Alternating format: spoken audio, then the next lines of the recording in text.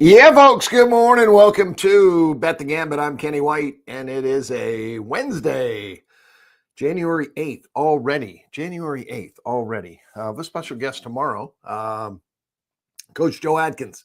Come on, longtime sports guy. I'm sure he'll have some his point of view on the national championship games and maybe the NFL playoff games. But more importantly, I know Coach Joe's involved with a couple of companies that some medicine that I've been using every morning. It's a spray and a droplet, and underneath my tongue. And he told me, he said, when I wasn't feeling well in November, this will help you. And it has. I have not been sick all winter long when everyone else around me has. So I know what I'm using is working, and I'm going to let him explain to you more tomorrow about what it is and what he does. And Coach Joe Atkins from Texas. So let's no further to do. Today we have so much to do. Uh, college hoops. I need to pull that up and edit the right day. Let's get this on the screen. 55 games tomorrow, 50 today, 50 tomorrow. It's that time of year, but I wanted to look. Today's the 8th. We have a game on the 9th. It's college football. I knew that. It's just strange to me to have college football on Thursday and Friday this week. So Notre Dame, Penn State tomorrow night, and then Friday, Ohio State and Texas. So that's going to be fun. Two really good football games, four really good football teams. I'm glad that when you play a tournament like this, it usually shakes out. You do get the best teams. You may not get the best team sometimes because they can get upset, but normally you do get the best teams. And we have four really good ones. I can't argue that these four are not in the top six in college football. Georgia and Alabama would be two others that I think of. So it's a lot of fun. I can't wait till they add four more. I think that'll be great for college football. Alex and I will discuss the two college football games and the 6 NFL playoff games on Sports by the Book at 9 a.m. We'll also go over the NHL. There's 4 games on the NHL card today. I'm going to talk some college basketball today right here on Bet the Gambit. And let's start out with the second game on the schedule. Coastal Carolina at App State. I have 7.5. The line's 8.5. 8, it's right there. Open 7.5 on my number. My total 118. 118. The total is 128.5. Both these teams have been playing very, very slow. Both these teams are well below average on offense, and App State's a solid defensive basketball team, the home team. It might be a Coastal Carolina team total under is maybe where all the value lies on that. So take a look at that, but I do like the game under 218.5. Villanova and Connecticut. This is a Big East game, and one thing you need to know about the game is Liam McNeely, the star freshman for Connecticut, is out for probably a couple of weeks. He has been the best player on this team, and he's been the leader of this team. And Connecticut has really started to play some of their best basketball as of late. They went to Hawaii and lost all 3 games. Was just amazing that what a great job that Dan Hurley does, and his teams are the best in the country. The one thing that, Connecticut this year has been very soft on defense. Their offense has been terrific. And with McNeely going out, he is their best defensive player as a freshman. Great defensive player. Long and athletic, 6'7", 210. Can make a lot of things happen on the court. So that's going to hurt them a little bit defensively. They've got some offensive weapons, and they'll continue to score the basketball, I believe. Not a fast-paced team, though. So I made the adjustment, and I have Villanova 3.5. Connecticut open 1. Take a drink.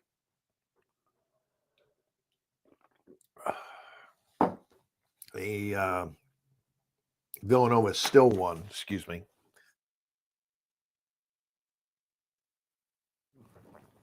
Yeah, feeling good, Joe. I am feeling good. I get a cough every once in a while, a tickle in my throat. Villanova is now 1-point favorite. Connecticut open one at Circa. Villanova now the favorite. I have Villanova 3.5. I think it's a good spot for Villanova in this game.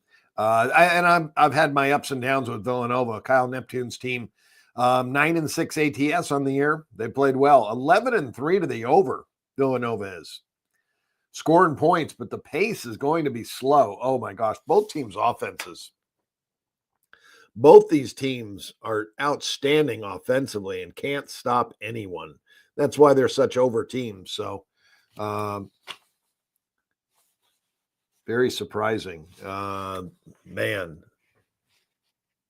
this total just at 145. I made it 145 myself, but again,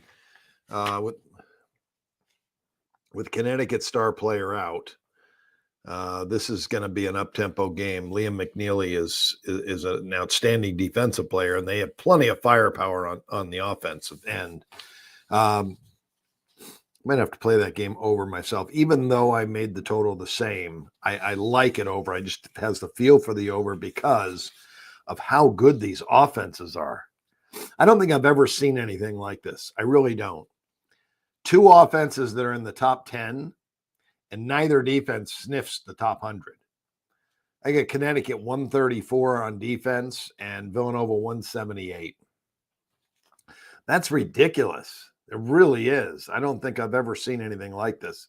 So even though the pace is slow, these two are efficient offensively and can score. Take a look at that. Youngstown State hosting Northern Kentucky. I have Youngstown 4.5. They are a 2-point favorite. My total 124.5. The total 133. Both teams very poor offensively, but very good on the defensive end. That's going to be a key that these two teams can play defense, but the offense is suspect. So total open 134 down to 133.5. It did drop a half a point. Loyola Chicago 2.5. I have 2.5, 139.5. The book has 2 numbers right on. Total 148. Another under play for me. Loyola Chicago with Drew Valentine. They've always been a good defensive team. Both teams playing a little up tempo, but both teams have struggled to score, and both teams have a better defense than they do offense. That's good enough for me when I see that. That's a big one. George Mason 14, 124.5 against Richmond. Richmond, Chris Mooney there for 19 years, plays the Princeton offense. And he does a little bit of a different version of the Princeton offense. It's more like a dribble drive Princeton. But both teams still play at a very methodical pace. Both teams very below average on offense. And George Mason's defense has been tremendous this year. They allow just 61 points per game. So Richmond, trouble scoring the basketball on the road against a good defense. That might be another one to look at. Team total, Richmond under. I'm going under in the game, and I'm going to look to go under that team total. 1% bets again. I can bet a lot of bets at 1% and play this like the stock market in betting than playing it as entertainment and betting. I mean, it is fun entertainment. It's more entertaining than the stock market, that's for sure. And you can turn it into the stock market for you by betting very small bets of your bankroll, 1% bets. And those 2 games that I talked about, apps going under in Coastal Carolina and then going under the game, I may split those up 3/4 of 1%. For both bets. So I'd end up having 1.5% on that game. Rhode Island, I have 5.5. That's the line, but I have the total 168 and it's 151. Both these teams love to push the tempo. Nothing great offensively, but their defenses are not great either. But both teams' defenses actually are better than the offenses. Trends, George Washington, 7-6 to the over. Rhode Island, 9-4 to the over. As promised yesterday on Sports by the Book, I said, the 4 columns at the end were away straight up and away ATS. And that was for us to take a look at that and use that to make sure we knew when somebody was playing their first road game. But I switched it up last night, and now it is a home and away. So it is the away teams, ATS and over and under trends, and the home team. So it will work for that. Rhode Island is 8-0 this year at home. They haven't lost a home game. 5-3 ATS. They are 5-3 to the over in their home games. George Washington 1-2 straight up. 0-3 ATS on the road. They have not covered a road game yet. They are 1-1 over under. That means they tied a game. I don't put ties in there, but if it doesn't add up, that means there was a tie. So that's what I'm going over. I'm going over. The trends say they're over. The pace is going to be an up-tempo pace. That doesn't mean you get there. I didn't get there in my two best overs yesterday. It wasn't even close. And my best under didn't get there yesterday. Yesterday was not a good day in college basketball for me. And it had been a nice little run. Was really coming along nicely. The numbers were really panning out. Here's another over. Florida Atlantic at Charlotte. I have Florida Atlantic 5. They are 6. Charlotte, the total 169. It's 155, and it was bet down a point. Kind of surprising there. Florida Atlantic loves to run. Outstanding offensive team. Way better than their defense. And Charlotte is as well. They're not a good scoring team, but they're horrible defensively.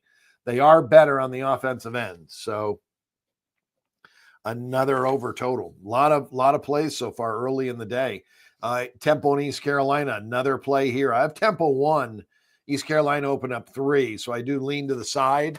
We'll take a look at that game and make sure that I like it. Again, it is crossing 0, so it is only a 3-point play, but it is a play. Temple playing East Carolina. They're coming off a couple of wins. They won their first conference game. And, boy, they're playing fast. Was that a game I had under? Yeah, I have under. So just taking a look at that, they do play fast. On the year, they play fast, but they played so much faster the last 2 games. 80 possessions against Buffalo and 77 against Wichita State. Wichita State loves to run, and so does Buffalo, and they just ran right with them. A team like East Carolina does not run like that. And hopefully we get back to a normal pace. That's Adam Fisher at Temple, East Carolina. Mike Schwartz. And East Carolina, horrendous offensive team. They cannot shoot the basketball. Terrible 3-point shooters. They don't shoot a lot of threes either because they're such bad 3-point shooting team. They do take care of the basketball. They do hit the offensive boards, and they do get to the free throw line. They take the ball inside. They try to play in the paint. Their last 3 games were high tempo paces.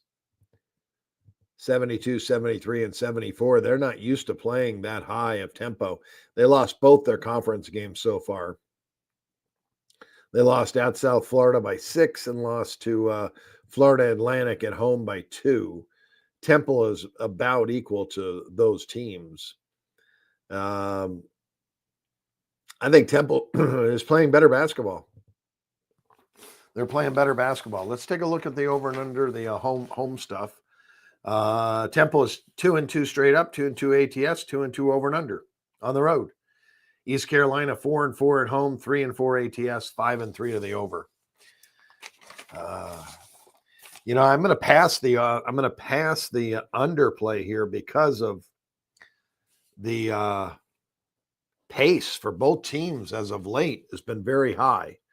So I'm going to pass on that. I am going to take Temple +3. I think they're the better team getting points. Are they the better defense getting points? They are the better defense. They're better offensively and they're better defensively. So give me the Owls on that one.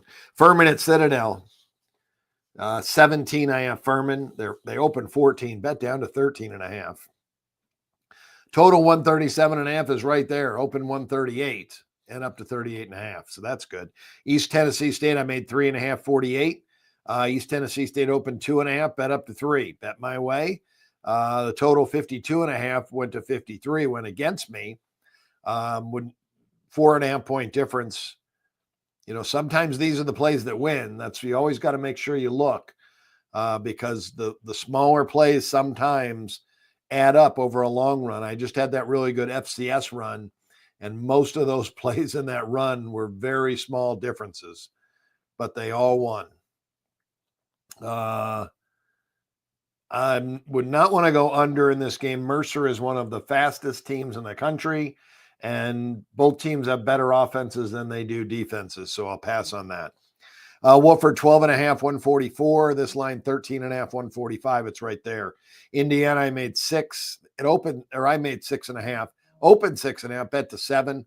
The total I have a play on, I made 136.5. It's 149.5. Man, did I get beat though last night, Michigan and UCLA. I'm really shocked. Mick Cronin has probably got his Bruins on the court right now doing defensive drills.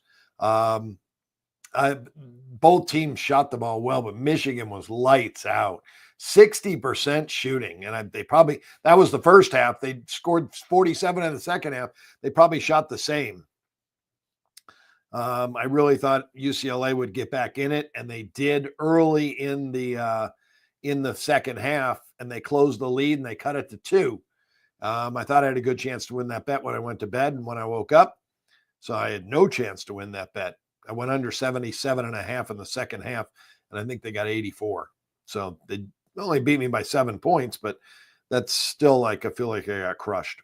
USC and Indiana, the total under. Indiana runs. Indiana's outstanding defense. Offensively, they're really good defensively too. USC is well balanced. Eric Musselman, head coach there. Very interesting. 100 on offense, 82 on defense. I have to look at this game, kind of look at both teams and seeing what they're doing, because that Temple, looking at that, it pulled me off that game because I saw a lot of up-tempo games from both teams as of late.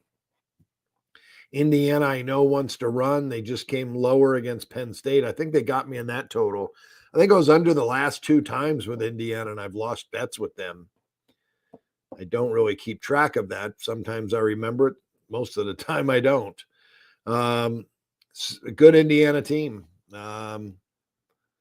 They're a very experienced basketball team. 2 seniors, 2 sophomores, and a junior in the starting lineup.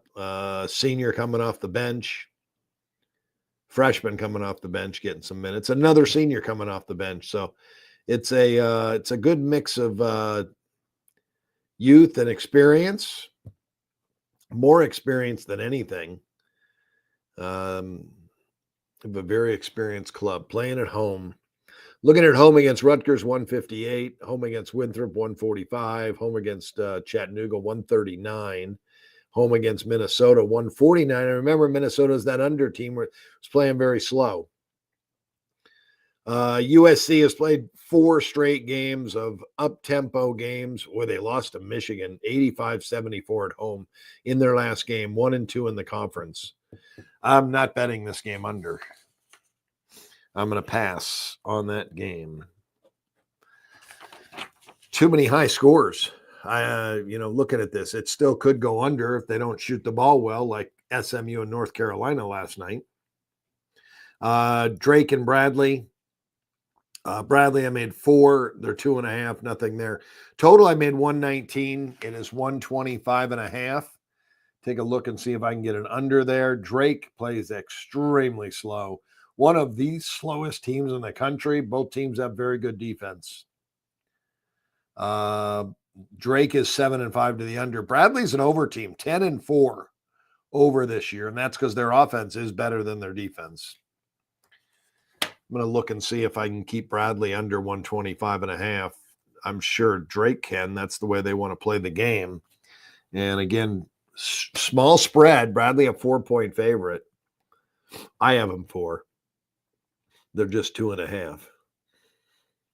Bradley's last game was against a slowdown team, Missouri State, and they won 69-60. But Missouri State doesn't play defense like Drake does. The two previous games went to overtime. One overtime game against Indiana State, who runs, and a double overtime game against Valpo. And that was another home game in regulation. That game was 63-63, 126. I have to take a look at that. Bradley 13-2 on the year. Now, this is the slowest team they played this year by far. It's not even close. They've only played two slow teams. Canisius came 151 because Canisius doesn't play any defense. Canisius. Texas State is another slowdown. They beat them 82-68. That game came 150. That kind of scares me too, that their numbers are up there. Drake just plays so slow. Drake was 12-0, lost their first game of the year on January 1st at Illinois Chicago, 74-70, high-scoring game. And then they came home and they lost to Murray State, who's a good basketball team, but Drake's better. That was an upset. They lost 66-59, 125. That game did go under. Other home games, Belmont, 65-46, 111. Green Bay, 72-62. That went over. Georgia Southern, 61-47, 108. Florida Gulf Coast, 63-61. That went under that number. Let me go look in comparison. Bradley. So this is amazing. Drake has played a lot of fast basketball teams this year. They have played teams that love to run and some really good offensive teams too. That leads me to believe that this game could go under because Bradley's not really a fast basketball team. And they're good offensively, but wow, they played some good offensive teams. They played Miami, Florida Atlantic, and Vanderbilt, all solid offensive teams. They've only played a couple of bad scoring teams. Their first game of the year, they played Stephen F. Austin, who can't score. They beat them 66-51. And Georgia Southern, who struggles to score, they beat them 61-47. Their defense really showed up well in those games. Green Bay, another bad offensive team. They beat 72-62. That game came 134. I can't make up my mind on it. I'm just going to pass it. I'm going to pass. I'm going to do a couple more games for you and get out of here at 7:28. I always look at the clock and it's 7:28. Northern Iowa 4.5, 130, 4.5. It's 5.5, 138. Nothing really there. Alabama, I made 12.5. It's 10.5. The total 160. They're at South Carolina. The total open 158 down to 156. I'm going to pass that. Nothing there. It's funny. We had so many plays early on and now nothing, which is good. We got to have a stretch of nothing. Arkansas made 4. They're 3.5. Total 144, 147 right there was bet up. So trying to get it into range for me, but I'm not going to bite. St. Joe's minus 1.5. They're 2.5. My total 139, open 134, and it was bet down to 132. Duquesne, the home team, plays very slow. They're bad offensively. St. Joe's' strength is their defense. I think it'll be a low possession game. I'm not betting over. Pasadena on that. So there you go. I went through the entire first sheet for you. It's up to you to go through the next one. Go check those games out. Try to find some winners. And we'll talk about, Alex and I'll go rapid fire through the second page of this sheet for you on Sports by the Book, because we're going to go quick on the college basketball and the NHL and try so we can spend more time on the football. So that's it for me today. You guys have a wonderful day. I'll see you at 9 a.m. at Sports by the Book. If not, have a great day. Please like and subscribe and go to Kenny White Sports and sign up for the power ratings. $25 a month. We'll get you those power ratings. Get in your email box every morning. If you're an NHL fan, college basketball, I will get caught up on the NBA, but I did a lot of work yesterday on the home and away stuff, and that took up all my time. So could not get caught up. I will get caught up on the NBA, I promise you. Have a wonderful rest of your morning, folks.